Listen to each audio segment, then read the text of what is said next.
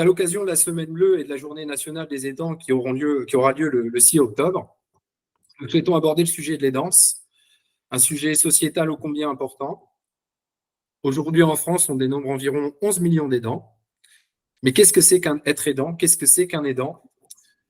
Un aidant, selon la définition qu'on retrouve notamment sur Internet et auprès des institutions, c'est une personne qui vient en aide de manière régulière et fréquente, à titre non professionnel, pour accomplir tout ou une partie des actes ou des activités de la vie quotidienne d'une personne en perte d'autonomie, du fait de l'âge, de la maladie ou d'un handicap.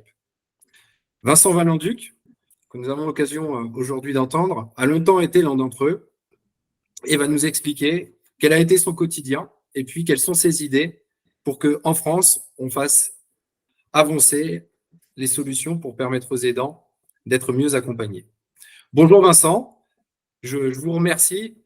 Je te remercie. Je vais avoir du mal à dire vous, compte tenu du fait qu'on se connaisse un petit peu, d'avoir accepté de venir partager avec nous ton expérience.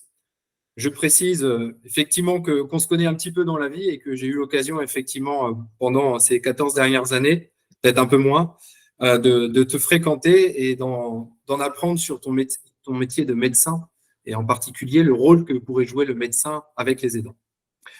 Donc, le grand public te connaît comme le docteur Mamour de Télématin, comme le docteur, oui. Mais on connaît moins encore ton parcours atypique. Est-ce qu'avant de commencer, tu veux bien nous présenter, même si je sais que depuis quelques jours, on te demande tous les jours de te présenter? Alors, déjà, bonjour à toutes et à tous et merci pour l'invitation.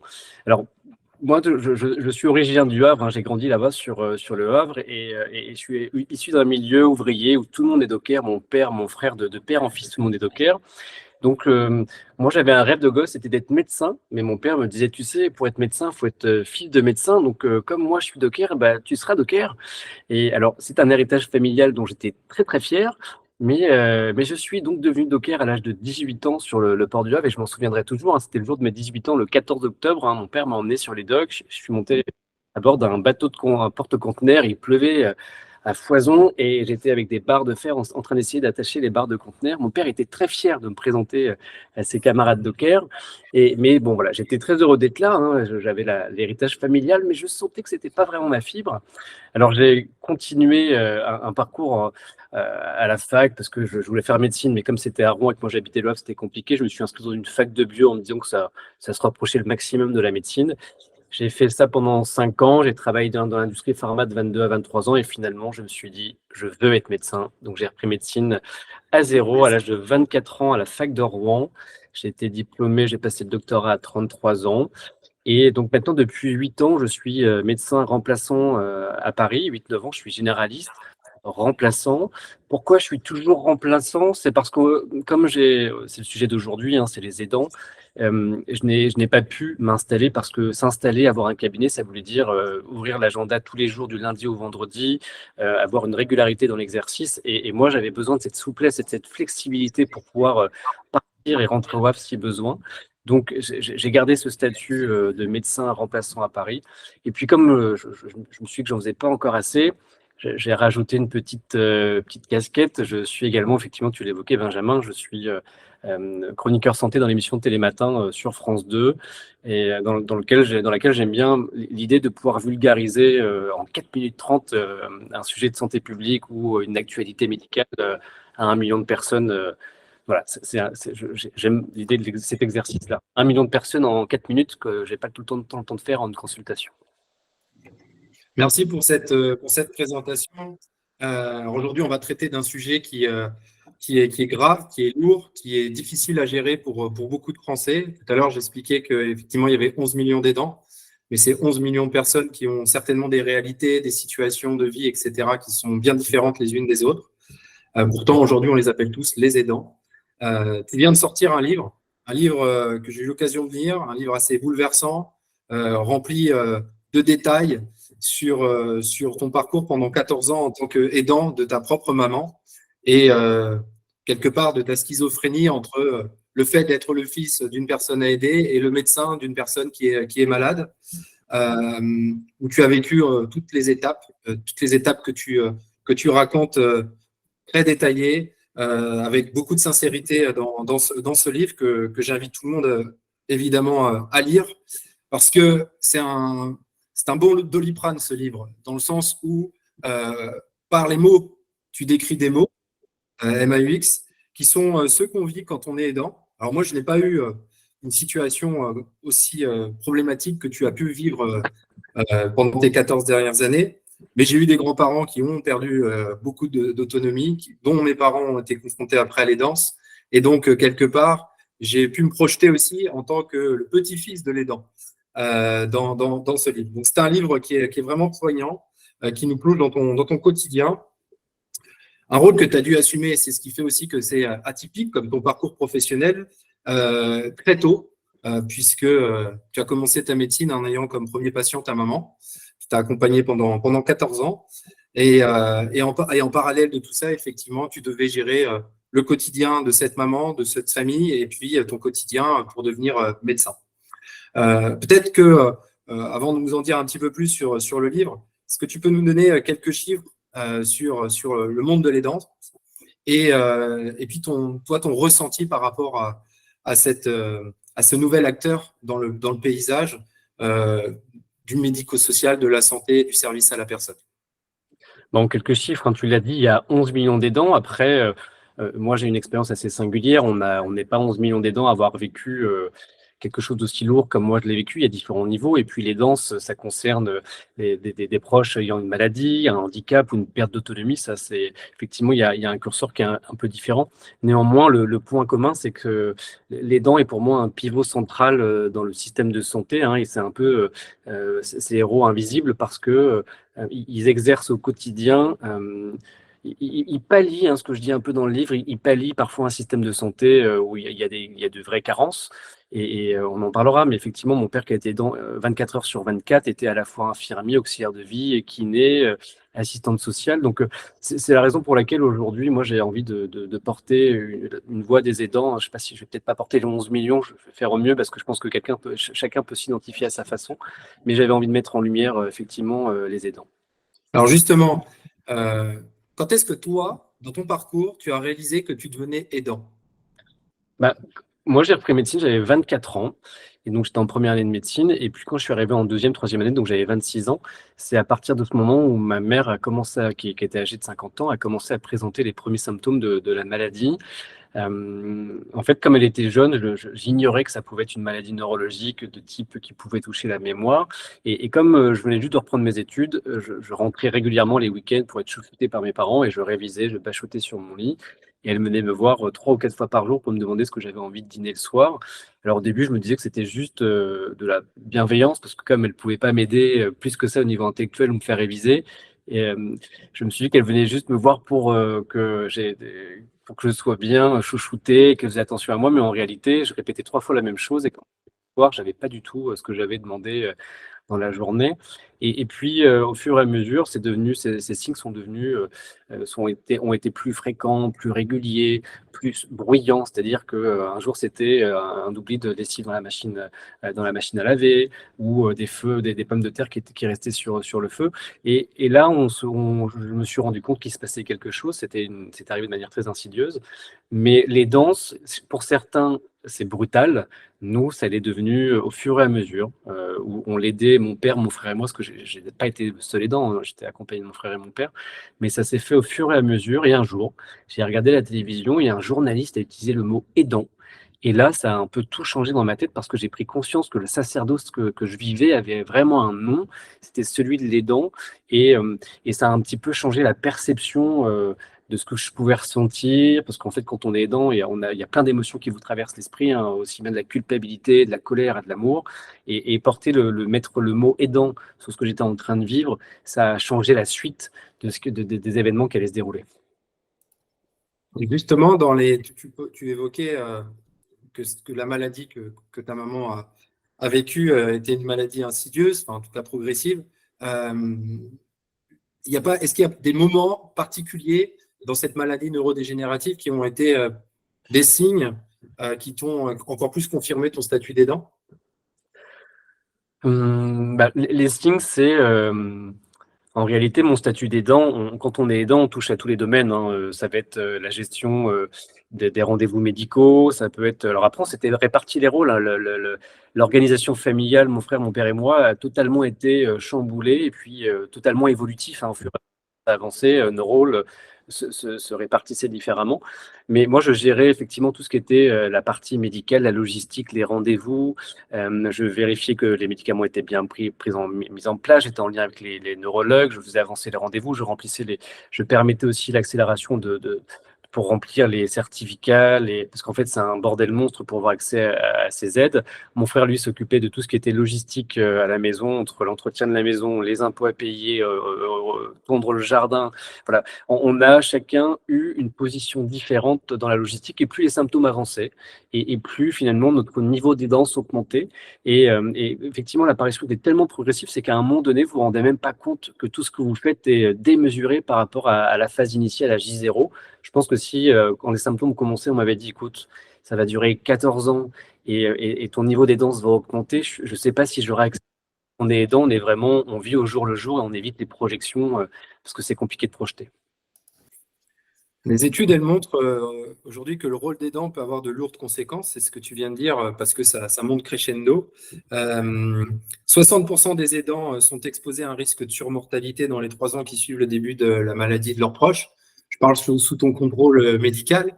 Quel conseil tu donnerais aux aidants familiaux pour se préserver dans la mesure du possible et éviter le syndrome de l'épuisement?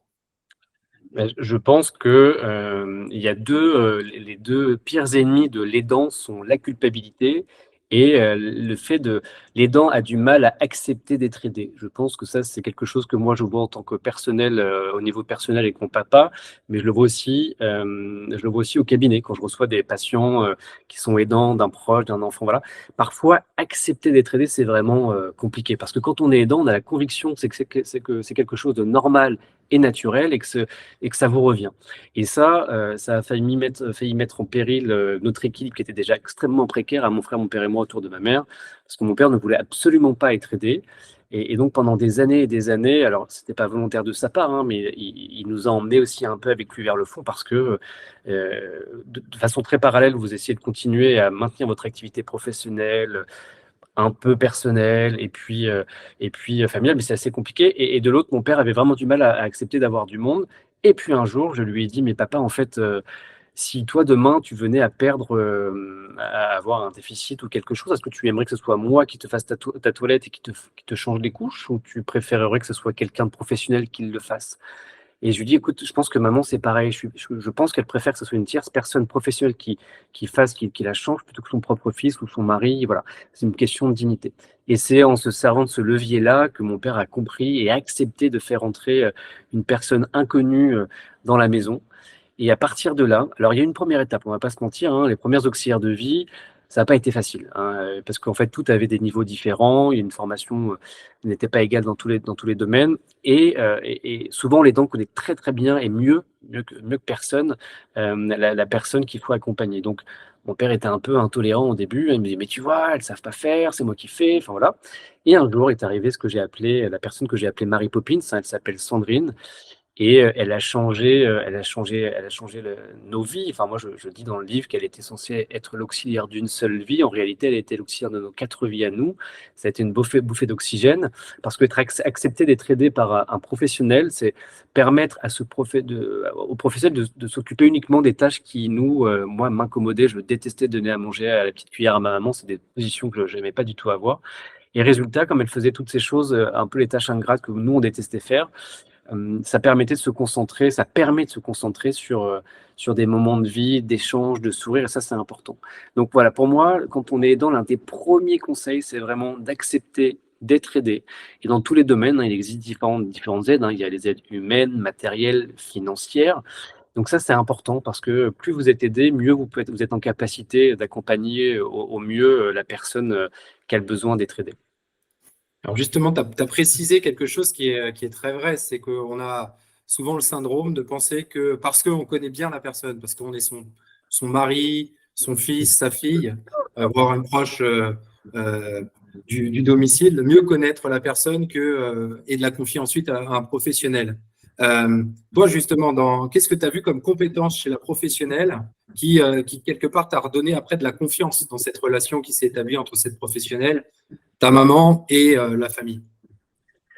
Bah, les compétences, ce sont enfin, alors il y a eu plusieurs choses. Encore une fois, c'était pas vraiment très homogène dans tous les domaines, mais une fois qu'on a trouvé les bonnes personnes, on était en confiance. Et moi, ça m'arrivait mon frère et moi, de partir de la maison en total avec de la sérénité, de me dire qu'elle était entre de bonnes mains. Ce sont des personnes qui vont avoir un contact privilégié, une douceur, une humanité et beaucoup d'empathie dans le soin. Ça va être un peu de nursing, ça va être de l'accompagnement ou prendre le temps de donner à manger parce qu'en fait, dans le cas de ma maman, il fallait prendre 1 heure pour lui donner à manger parce qu'il fallait qu'on soit sûr qu'elle ait mâché, qu'elle ait bien avalé, vidé sa bouche. Donc là, c'est des personnes qui prennent le temps et qui, pour moi, encore une fois, puisqu'on y reviendra, mais nécessitent absolument une revalorisation, une meilleure reconnaissance parce que l'auxiliaire de vie, c'est aussi un professionnel qui est un pivot dans le maintien à domicile dans des bonnes conditions. Ouais. Ouais, tu dis dans ton livre que c'est une béquille, mais c'est clairement vrai. On parle beaucoup de l'isolement, de la détresse psychologique, physique, psychologique des aidants, tu en as parlé. On parle peut-être un petit peu moins du poids financier que cela représente. Est-ce que toi, dans ta situation, tu t'es retrouvé en difficulté parce qu'on sait que ça a un coût et peut-être quels sont les tips que tu pourrais donner pour des personnes qui seraient confrontées à cette situation? Sachant, et je ne l'ai pas précisé, aujourd'hui, les personnes qui nous écoutent sont des dirigeants d'entreprise, des professionnels du monde de l'assurance, des salariés qui sont confrontés au quotidien, peut-être par eux-mêmes à cette situation et par leurs activités à mettre en place des solutions pour les aidants. Alors moi, je suis libéral, donc j'ai eu une forme de flexibilité d'agenda. C'est une évidence que je pouvais facilement m'absenter, fermer le cabinet rapidement et rentrer au Havre en cas de souci. Mais c'est aussi une insécurité au niveau financier, c'est-à-dire que quand je ne travaillais pas pendant plusieurs semaines, je n'avais pas d'entrée d'argent. Et ça, j'avoue que c'était assez problématique, mais pour moi, c'était pas ma priorité. J'avoue que ma priorité, c'était de m'occuper de ma famille et de ma maman. Mais aujourd'hui, effectivement, enfin, avec un peu de recul, j'avais aussi, même si je n'avais plus de rentrée d'argent, j'avais des dépenses associées entre les allers-retours par le train, toutes les choses qu'il fallait acheter pour prendre soin d'elle, parce que parfois, c'était pas pris en charge par la sécurité sociale. Alors, il y avait mon père qui avait quand même, même s'il était ouvrier, il s'occupait quand même au maximum des charges. Mais quand on est libéral comme moi je l'étais, c'était compliqué. Maintenant, quand je pense aussi aux aidants salariés, j'ai l'impression qu'en ce moment, il y a quand même pas mal d'essor au niveau des entreprises et c'est tant mieux. Ça, je trouve ça génial de pouvoir un peu aujourd'hui. Il y a deux axes. Je pense que ce qui est intéressant, c'est de pouvoir revaloriser et de valoriser ce que c'est qu'un aidant. Il faut que l'aidant soit fier et je pense que c'est l'un des premiers problèmes quand on est aidant. La première étape, moi, je ne savais pas que je vous en parlais tout à l'heure, hein, j'ai mis du temps avant de savoir que j'étais aidant. Et ça, c'est un laps de temps c'est un peu une perte de temps. De ne pas savoir qu'on est aidant, c'est compliqué. Donc, je pense qu'aujourd'hui, si les entreprises arrivent à mettre en place des solutions pour accompagner les aidants, pour leur offrir un peu plus de flexibilité, mais en même temps de revaloriser, enfin d'accompagner et de valoriser leurs compétences, parce que quand on est aidant, nous, on vivait au jour le jour, et puis on essayait dès que la maladie avançait un pion, mon frère et moi, et mon père d'ailleurs, on essayait de déjouer le problème qui était nouveau devant nous, parce que je trouve que lorsqu'on est aidant, on a une capacité de créativité, à rebondir, à s'adapter. C'est aussi la maison, elle s'était transformée en un petit hôpital. Hein. Mon père était devenu chef d'entreprise de sa petite maison. Hein. C'est-à-dire qu'il était capable de gérer l'emploi du temps. Enfin, capable. On était comme ses assistants. Hein. Mais à nous trois, on gérait au maximum l'organisation de la maison. Et ça, je pense que c'est des connaissances, des compétences et des qualités que les entreprises doivent prendre en compte, sans pour autant en tirer parti et se dire on va rentrer dans une surcharge parce qu'ils sont capables de s'adapter. Mais je pense qu'aujourd'hui, être aidant sur un CV est une valeur positive plutôt qu'une valeur négative. Je considère aussi que c'est une vraie compétence de pouvoir effectivement allier vie pro, vie perso et de maîtriser un agenda truffé d'incertitudes au quotidien parce que par définition, être aidant, on ne sait pas à quoi s'attendre au jour le jour. Donc, on partage évidemment ce constat. Peut-être aussi, j'ai noté dans ton livre que tu parles de la contribution des proches aidants pour la société qui s'élève à 11 milliards d'euros. Est-ce que tu peux nous en dire plus derrière ce chiffre parce que j'imagine que c'est encore des chiffres qui mériteraient d'être peaufinés. Mais où est-ce que tu as trouvé cette source et qu'est-ce que cela, pardon, ça représente pour toi? 11 milliards, c'est une approximation, hein. Effectivement, on est 11 millions, 11 millions, enfin, on a 11 millions d'aidants. Comme je le disais, il y a différents niveaux d'aidance, hein. Nous, on était dans des cas extrêmes où mon père était de garde 24 heures sur 24. Mais au final, c'est pas si déconnant que quand vous êtes aidant, vous vous occupez de tout. Et mon père faisait l'infirmier, l'auxiliaire de vie, il prenait les rendez-vous médicaux, même si on faisait quand même pas mal de choses autour de lui. Mais il se levait à 3 heures à 3 heures du matin quand il y avait un accident nocturne, c'est lui qui s'en occupait. Il était là pour le réveil, pour aussi donner à manger. Donc, en fait, tout ça, quand on chiffre au fur et à mesure, ça représente quand même pas mal d'argent. Maintenant, c'était une moyenne, mais comme je vous le disais, hein, enfin, comme je te le disais, c'est qu'effectivement, sur les 11 millions d'aidants, il y en a qui vont être aidants de manière plus ponctuelle sur une période plus courte, d'autres sur de nombreuses années comme nous, on l'a été, et après à différents niveaux. Donc, je ne suis pas surpris de voir ce chiffre aussi élevé, 11 milliards d'économies. Mais ce qui m'interpelle, c'est de me dire que finalement, ces gens-là, ces aidants que j'ai été, que nous sommes, il faut absolument, il faut absolument les protéger et les accompagner parce que si demain, on sait que la population est en train de vieillir, on sait qu'un actif sur 4 sera aidant en 2030. Donc, si demain, on ne prend pas en charge les aidants, si on les accompagne pas mieux pour un meilleur maintien à domicile, aussi dans la formation des aidants, il risque d'y avoir un vrai tsunami sur le système de santé qui est déjà très précaire, entre l'hôpital qui est en souffrance et le cabinet de médecine générale aussi, où nous, on est débordés. Voilà, si les aidants commencent à sombrer et qu'on les accompagne pas rapidement, ça peut être douloureux. Donc, on parlait de coûts économiques, des aides que pouvaient avoir les aidants. Depuis le 1er octobre 2020, il existe le congé de proche aidant qui permet à un salarié de s'occuper d'une personne handicapée, âgée ou en perte d'autonomie. Depuis sa création, les chiffres, on en a discuté ensemble, ils vacillent un peu. Moi, j'ai 5000 aidants, ont demandé ce droit, mais je crois que tu en as un petit peu plus. Qu'est-ce qui manque aujourd'hui pour qu'on en parle encore plus dans nos sociétés? Alors évidemment, des livres comme les tiens, des personnes comme toi, publiques, qui prennent la parole. Et d'ailleurs, on peut citer aussi Bruce Toussaint et d'autres qui ont dernièrement pris la parole sur des situations de vie qui les ont marquées et qui les ont affectées. Qu'est-ce qui manque aujourd'hui pour que, selon toi, on puisse parler encore plus davantage de cette situation et ne pas en faire qu'une journée, mais en parler peut-être de manière sans tabou tout au long de l'année, puisque c'est quelque chose qui, de toute façon, est amené à être une situation que nous allons tous vivre. Je pense qu'on sera tous un jour aidant de quelqu'un. Et surtout, avec le vieillissement de la population, on risque effectivement d'avoir de plus en plus de salariés qui travaillent loin du lieu où leurs parents vivent. Je crois qu'en moyenne, c'est un peu plus de 200 km pour pouvoir leur apporter de l'aide. Donc, c'est important effectivement qu'on arrive à définir l'aidance et le rôle de l'aidant. Comment, à ton échelle, contribuer à le faire connaître davantage dans la vie publique? C'est vrai que j'ai accepté de faire ce livre parce que je me suis dit que j'avais une petite exposition médiatique et qu'il fallait qu'elle serve à quelque chose.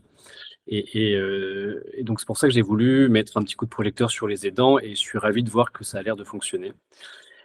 Maintenant, le problème de l'aidant est pour moi l'un des axes principaux, c'est qu'il faut, en fait, faut identifier les aidants. Trop souvent, il y a trop d'aidants qui ignorent qu'ils sont aidants et du coup, ça a des conséquences. C'est-à-dire que ne pas savoir qu'on est aidant, c'est ignorer qu'il existe des aides à disposition.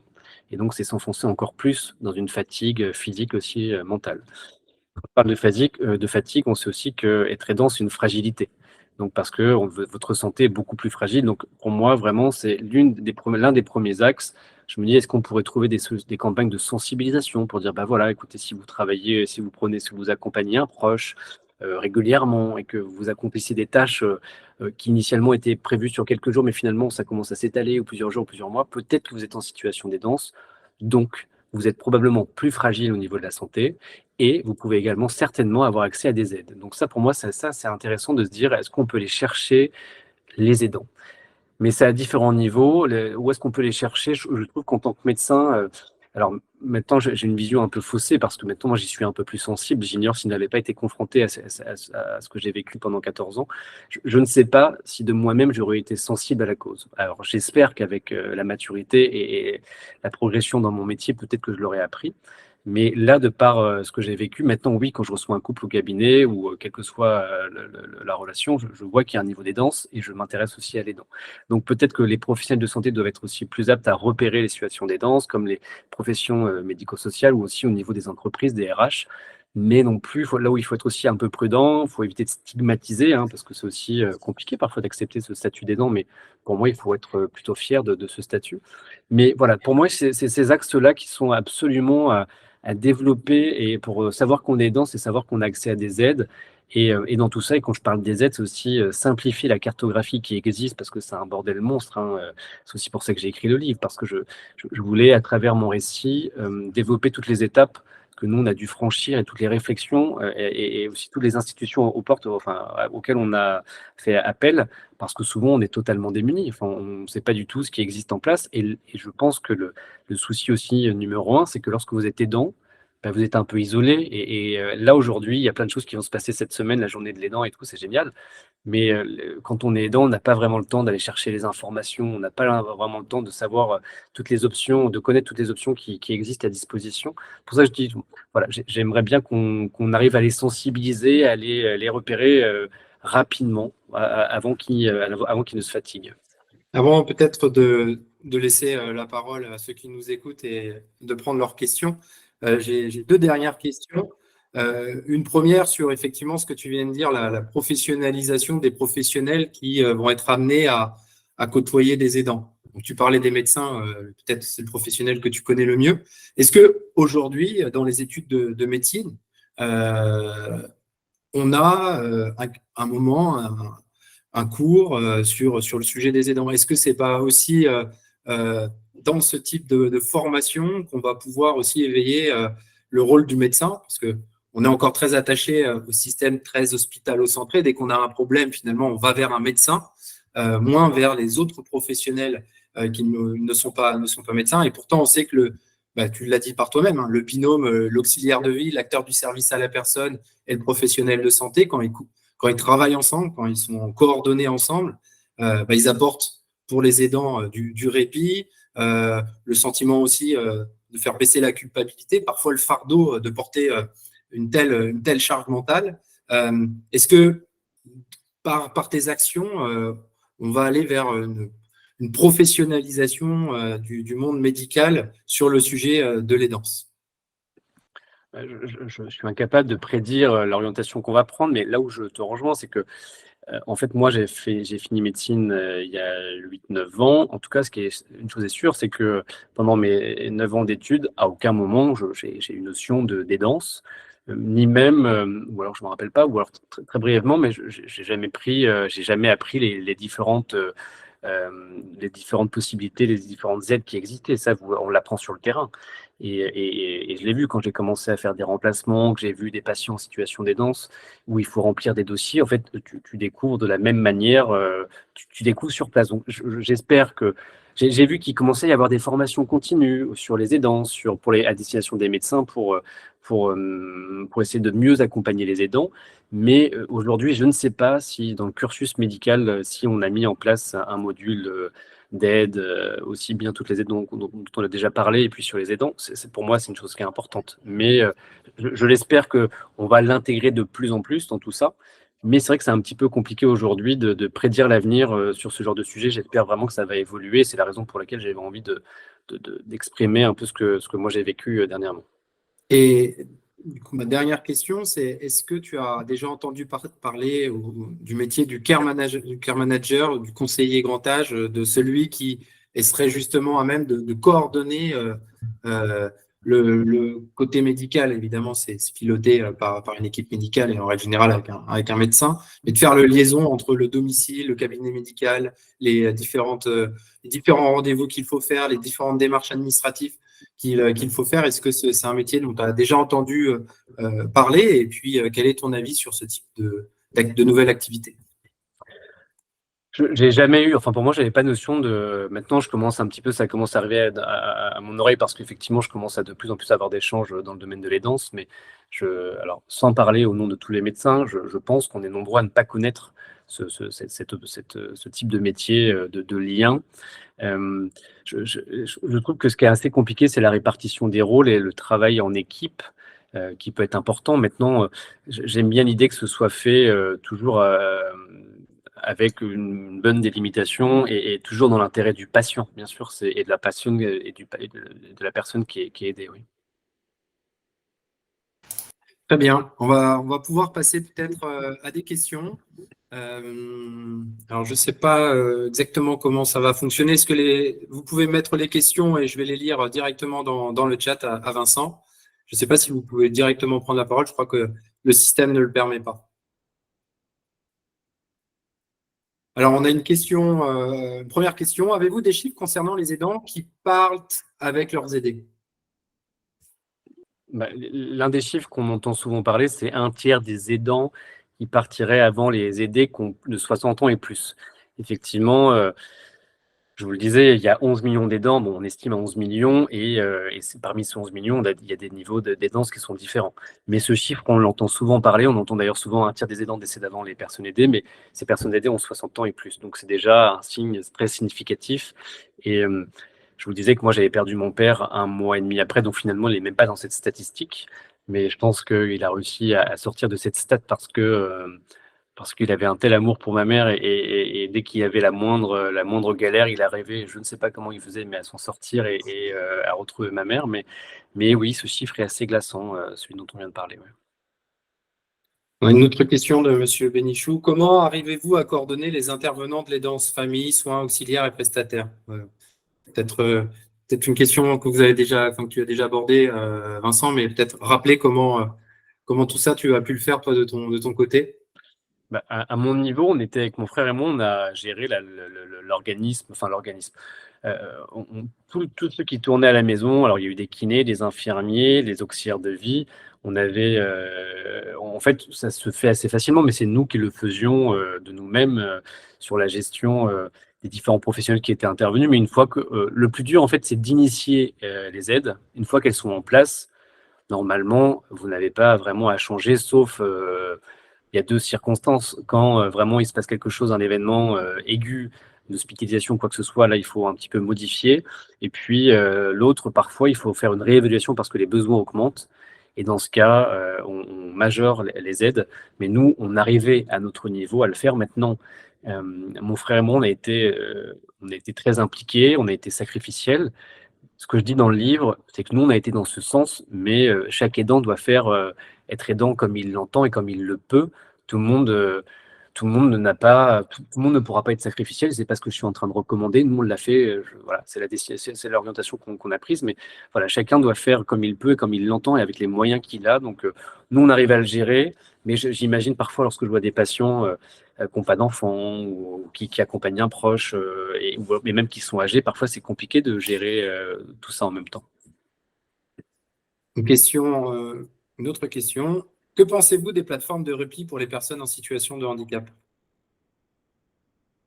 Je pense que les plateformes de répit, elles ont encore un besoin d'être développées, que les solutions de répit doivent être développées et à tous les niveaux. C'est-à-dire qu'aujourd'hui, euh, j'ai cru comprendre qu'il y avait il y avait encore des choses importantes à avancer, à évoluer sur le niveau du handicap. Enfin, parce que j'ai l'impression qu'on n'est pas tous égaux dans les pathologies et que certaines pathologies souffrent encore et qui ne sont pas encore nettement accompagnées. Donc, je pense que dans tout ce qui est plateforme de répit, ça nécessite que les offres soient développées et que surtout, elles soient accessibles sur tout le territoire. Une question pour l'entrepreneur que tu es. Euh, Justement, cette question de Roger, est-ce que ton parcours te donne des idées d'entreprendre pour résoudre les problèmes spécifiques des proches aidants? Ou à défaut d'entreprendre, quel pourrait être ton rôle pour ceux qui vont entreprendre pour trouver des solutions sur ces problèmes? Alors, je n'ai pas la prétention de dire que je vais faire. Enfin, moi, ce que j'ai voulu faire à travers ce livre, c'est vraiment. En fait, comme pendant 14 ans, je me suis vraiment senti tout seul et j'étais seul avec mon frère. Encore une fois, ce livre, même si c'est ma tête en photo, c'est Sébastien et moi, on était tous les deux au front et un duo intouchable.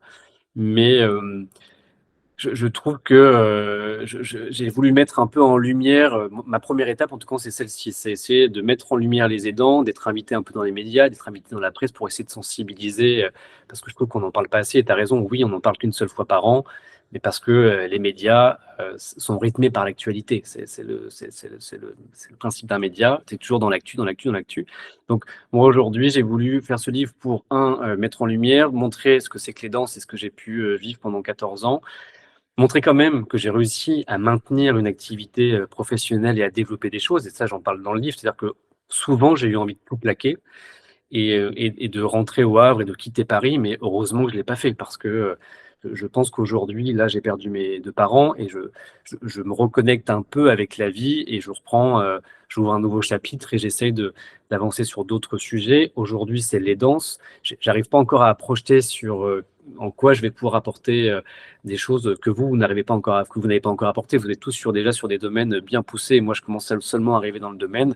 J'ai des éléments de réponse que j'apporte à la fin du livre qui sont pour moi nécessaires à développer urgemment pour pas que le système s'effondre un peu plus. Mais voilà, pour le moment, je vais commencer par le livre et après on verra si j'arrive à apporter d'autres solutions, enfin d'autres questions.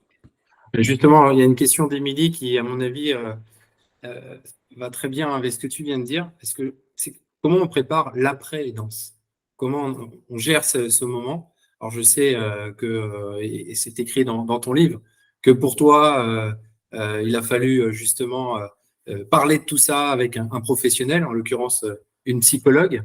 Euh, alors, ça te fait sourire, et ça fait sourire effectivement tout le temps quand on parle d'un psychologue. On devrait tous avoir un psychologue à un moment donné dans sa vie, parce qu'on reste des humains. Est-ce que ça fait partie pour toi de la solution de l'après-aidance, quelque part d'une reconstruction personnelle? Parce qu'on n'est pas préparé, on n'est absolument pas préparé à être l'aidant de sa mère ou de son père. Et il y a entre nous que l'humain qui le fait. Dans le règne animal, j'ai trouvé personne d'autre qui le faisait.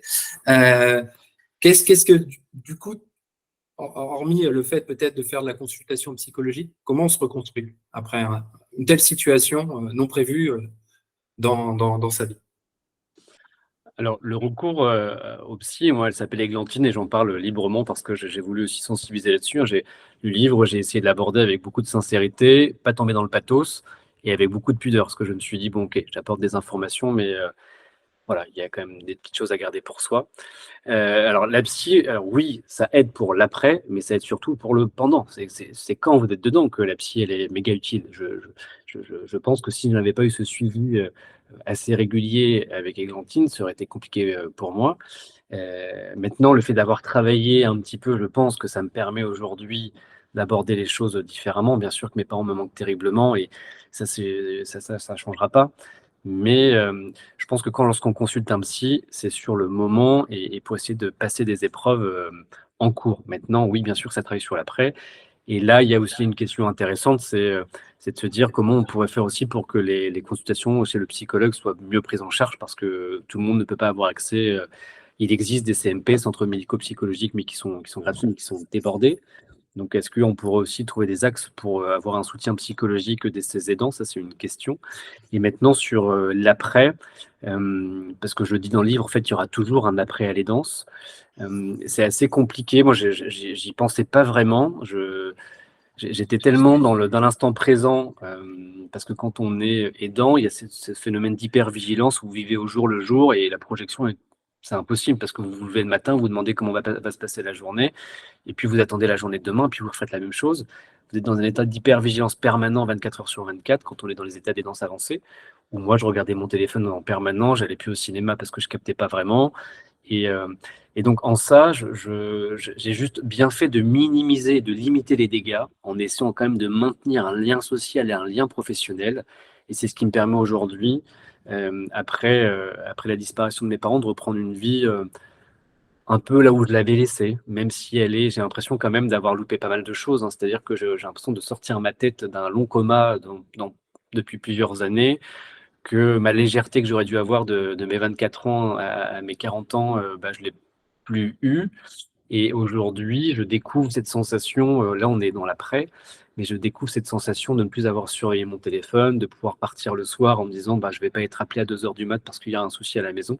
Donc il y a ça qui a changé. Et du coup, comme j'ai quand même une place dans mon emploi du temps qui était énorme, qui vient de se libérer, cette énergie-là, j'essaie de la réinvestir sur autre chose. Et c'est la raison pour laquelle je suis avec vous aujourd'hui. Merci Vincent pour ce témoignage. Je pense qu'il y a Guillaume Richard aussi qui nous écoute aujourd'hui, qui t'écoute, a commenté. Je vais lire son commentaire parce que je pense qu'il est un peu la conclusion de ce que tu viens de nous dire. Bon, il a lu ton livre, il l'a trouvé admirable, effectivement très sacrificiel, ta vie, en mettant justement ta vie entre parenthèses. Ta vie est celle de ton frère et celle de ton père. Il faut rappeler que tu n'étais pas non plus tout seul dans cette situation. Et ça, pendant près de 14 ans. Donc, je pense qu'il passe le même message que toi, à savoir qu'il faut expliquer aux aidants ce que c'est que d'être aidant et expliquer aussi aux aidants qu'ils ne sont pas tout seuls. Donc, peut-être que la première chose c'est de demander de l'aide. Parce que finalement, la demande de l'aide est une partie déjà de la solution. Alors, ça ne va pas résoudre la problématique médicale de la personne qui est malheureusement à aider, mais ça va peut-être éviter de tomber dans la maladie pour celui qui aide. Oui, en fait, c'est pour ça que je disais tout à l'heure, la première étape, c'est de savoir qu'on est aidant. Parce que quand vous savez que vous êtes aidant, vous savez que vous êtes plus fragile et que vous avez accès à des aides. Et ensuite, une fois que vous savez que vous avez accès à des aides, il faut accepter d'être aidé. Ça, c'est vraiment un gap important. Et je le vois en consultation au cabinet et ce que je vois aussi avec ce que j'ai vu avec mon père, c'est que tout le monde vous dit, bah non, c'est normal. Enfin, on nous dit que c'est normal et biologique et naturel, en fait, d'aider votre proche. Mais en réalité, non. C'est compliqué de donner 24 heures sur 24 de son temps. Et donc, c'est la difficulté, c'est d'accepter d'être aidé, pardon, c'est d'accepter d'être aidé. Donc, c'est pour ça que c'est en sensibilisant les aidants sur leur fragilité, sur les offres qui sont disponibles, qu'on va peut-être pouvoir faire avancer les choses. Après, pour rebondir encore sur les auxiliaires de vie, aujourd'hui, il y a quand même, c'est l'un des 5 métiers où on peine à recruter. C'est-à-dire que même si on venait à sensibiliser demain tous les aidants et qu'on arrivait à leur faire passer le cap d'être aidés, ben, je suis même pas certain qu'on pourrait leur proposer des aides à tous. Parce que aujourd'hui, non, aujourd'hui, ce n'est pas possible. Elles font un travail juste incroyable. Elles commencent hyper tôt, elles finissent tard le soir. Il y a des transports entre les différents. Alors moi, je veux dire patients, vous allez peut-être dire clients, mais entre les différentes interventions, il y a des temps de trajet. Elles ont un salaire qui n'est pas incroyable. Et pourtant, elles sont un pilier. Et je ne comprends pas qu'on n'arrive pas à se dire, mais en fait, il faut absolument préserver ces auxiliaires de vie. Je parle même dans le livre, moi, je trouve qu'il faudrait peut-être aussi revoir la formation et permettre une formation transversale, homogène, et permettre aussi peut-être une montée en compétences, parce que il y a aussi des carences parfois en infirmière. Alors, est-ce qu'on ne pourrait pas apprendre à une auxiliaire de vie à interpréter une tension, un tensiomètre, une saturation, ce qui pourrait être aussi un moyen d'échanger avec un professionnel de santé. Donc voilà, pour moi, il y a plusieurs axes. Oui, il faut apprendre à accepter d'être aidé, mais ça, c'est un gap à passer dans la tête de l'aidant. Mon père, il a vraiment lutté, il était opposé totalement à ce qu'il y ait une aide extérieure qui vienne dans la maison. Ça, c'est des choses. Voilà, je pense qu'il y a il y a des graines parfois à déposer dans la tête, puis il faut attendre que ça germe pour que l'aidant accepte d'être aidé. Alors, ce que tu viens de dire, c'est une idée que je n'ai pas encore eu l'occasion d'entendre, mais qui me semble être effectivement intéressante. C'est cette idée que dans les parcours de formation de tous ces professionnels, du sanitaire, du médico-social, du service à la personne, il y ait des moments d'échange, peut-être sur des études de cas, pour justement apprendre à coopérer ensemble sur ce type de situation. Aujourd'hui, tu le sais mieux que moi, le monde médical est très isolé. Les disciplines médicales et paramédicales sont aussi très isolées. Chacun essaie de jouer sa partition. Mais tout ça, en fait, n'aide personne parce qu'au final, on manque de médecins. Tu es le premier à le savoir. Ces médecins vont se retrouver face à des patients qui vont avoir de plus en plus de situations compliquées à gérer. Patients pouvant être et l'aidé et l'aidant. Et tout ça dans un minimum de temps parce qu'on manque de médecins, de bras. Et donc, on va forcément réduire le temps qu'on peut mettre à disposition de ces patients. Donc, cette coordination, elle pourrait effectivement gagner en efficience par la formation initiale. Et ça, le plus tôt possible, finalement. Et à ma connaissance, je ne connais pas de formation où des jeunes médecins ou internes travaillent avec des acteurs, des auxiliaires de vie, ou en tout cas apprennent à travailler ensemble sur des études de cas. Parce qu'en fait, on n'est pas amené au cours de nos études d'en croiser sur le terrain, mais moi, je pense que ça devrait surtout aussi passer par la formation des auxiliaires de vie, c'est-à-dire, encore une fois, on ne veut pas les transformer en infirmières ni en médecins, mais quand on voit que parfois c'est difficile d'avoir une infirmière à domicile alors qu'il y a une auxiliaire de vie, est-ce qu'elle ne pourrait pas nous aider à prendre une tension? Mais il me semble qu'elles ont aussi un champ d'action un peu limité. Enfin, par exemple, on sait qu'elles n'ont pas le droit de couper les ongles, hein, si je ne dis pas de bêtises, parce qu'il y a le risque que le patient soit diabétique. Et du coup, si on coupe le bout de la peau, il peut y avoir une infection. Alors, est-ce qu'on ne pourrait pas euh, essayer un petit peu de cadrer? Enfin, encore une fois, là, je parle un peu à chaud, mais je me dis, est-ce que finalement, on ne pourrait pas un peu cadrer certaines choses, un petit peu, ce que je dis, une petite montée en compétences, parce que là, aujourd'hui, c'est déjà difficile et on sait que dans 7 ans, ça va être compliqué. Donc, si on n'agit pas maintenant, j'ai vraiment peur que le maintien à domicile dans des bonnes conditions en 2030, parce que comme on en parlait tout à l'heure, un actif sur 4 sera dans 2030. J'espère qu'on va réussir à réagir assez vite, oui. Dernière question. Est-ce que donc cette expérience, on se doute qu'elle a eu une influence sur ta vie d'homme, sur ta vie professionnelle, mais concrètement dans ton activité professionnelle, quand tu rencontres, parce que j'imagine que tu rencontres des hommes, des femmes d'un certain âge qui ont peut-être ces problématiques de perte d'autonomie ou leur famille, c'est quoi les bons réflexes que tu leur donnes, que tu leur demandes d'adopter très vite pour que justement leur situation s'améliore? Bah, moi, ce qui a changé dans ma perception, c'est ce que j'évoquais, c'est-à-dire que peut-être qu'avant, je pense que j'aurais appris en travaillant, mais sur le terrain. Là, je pense que j'ai une formation accélérée. Aujourd'hui, quand je vois un couple qui vient, encore une fois, qu'importe que ce soit le mari, la femme ou l'enfant qui est touché, je prends toujours le temps de dire à l'aidant, et vous, comment vous allez? Peut-être qu'avant, je ne l'aurais peut-être pas fait, aujourd'hui, je le fais. Et d'ailleurs, je demande toujours à l'aidant de revenir seul en consultation. Parce que souvent, ils viennent à deux pour une consultation de 15-20 minutes et c'est extrêmement compliqué de prendre en charge et la personne malade ou qui a besoin d'être aidée et l'aidant. C'est extrêmement difficile. Donc, il faut absolument que l'aidant prenne du temps pour lui. Je pense que c'est l'une des priorités. C'est-à-dire qu'ils n'ont pas de notion, ils sont tellement dans l'hypervigilance permanente et dans le vouloir bien faire en permanent, toujours plus, plus, plus, plus. Et ils développent des capacités d'adaptation incroyables, mais ils se mettent un peu de côté. Et je pense que c'est essentiel d'avoir un suivi chez le médecin. On parlait, ce serait super d'avoir un suivi aussi proposé par le psychologue. Donc ça, c'est important de prendre soin de sa santé parce que si vous êtes bien, si vous êtes en bonne santé, vous pouvez bien aider. Enfin, c'est une évidence. On parle souvent de cette analogie dans l'avion, en cas de dépressurisation de l'appareil, quand il y a les deux masques, l'oxygène qui tombe, et si vous êtes un enfant, on va vous dire de mettre d'abord vous en premier et ensuite de le mettre sur l'enfant. Parce que si vous tombez dans les vapes, personne ne pourra le mettre sur l'enfant. C'est un peu le même principe quand on est aidant. C'est pour ça que c'est important de prendre soin de sa santé pour mieux accompagner l'aidant. Et dans la suite, oui, je reviens là-dessus, il faut accepter d'être aidé. C'est là-dessus peut-être qu'il faut travailler pour faire comprendre à une personne qu'il ou elle est aidante, et ensuite qu'il faut accepter d'être aidé, c'est essentiel pour essayer de tenir le cap et dans les deux raisons, c'est-à-dire pour sa propre santé, mais aussi celle de l'aidant. Et une dernière chose, mon frère, mon père et moi, nous, on avait fait la promesse de ne jamais institutionnaliser ma mère depuis le début, depuis le premier symptôme jusqu'à la fin, et on a réussi à tenir cette promesse au prix d'un grand sacrifice. Aujourd'hui, je regrette rien du tout, mais parce qu'on a réussi à mettre en place des auxiliaires de vie, d'avoir des infirmières, des kinés, et puis j'avais une facilité quand même, en étant médecin, je permettais des choses un peu plus rapides, même si je le faisais toujours par précaution, parce que j'avais toujours peur de faire une connerie, donc dès que je prenais une décision médicale, je demandais confirmation à son généraliste, ou voilà, je devais toujours doubler ce que je faisais. Et ce que je veux dire, c'est que c'est important d'être aidé parce que sinon, oui, ça peut vite mal se passer. Et par rapport à la promesse, c'est aussi, je le vois très, très régulièrement en consultation, j'ai des patients qui viennent des duos, voilà, qui eux aussi au début ont fait la promesse, mais qui malheureusement ne savaient pas qu'avec le temps, ça allait s'aggraver, que la promesse ne serait plus possible et du coup culpabilisent de devoir institutionnaliser leurs proches.